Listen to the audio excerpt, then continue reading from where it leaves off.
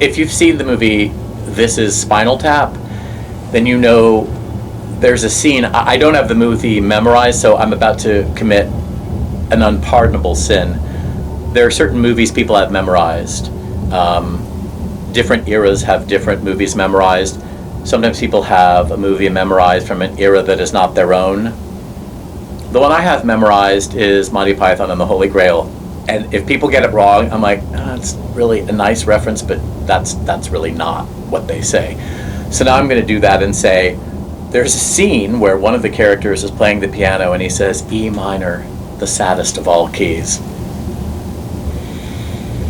But you know, it's true, there are certain things that land in a way where it's just something about the analog sound wave that we don't control. We like to say, ooh, we digitized it. Right, you took an analog sound wave and found a way to render it digitally, and then it gets liberated from its digitization and then turns back into analog sound wave, and then people's ears can say, Ideally, that's how it works.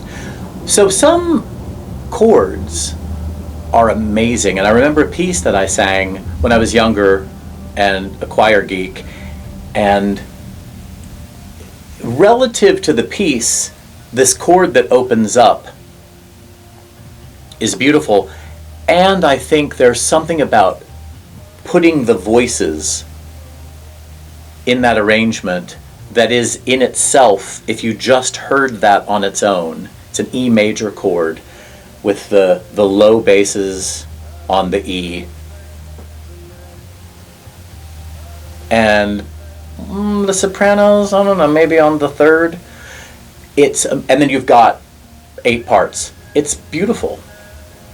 And it would be beautiful perhaps if you transposed it, but what it does on its own terms, sort of like Barba's Adagio for strings, people are very moved by this.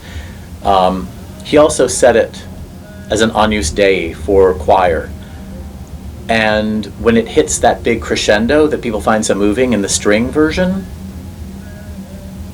the vocal version does something on its own that is astonishing. Look it up, it's great.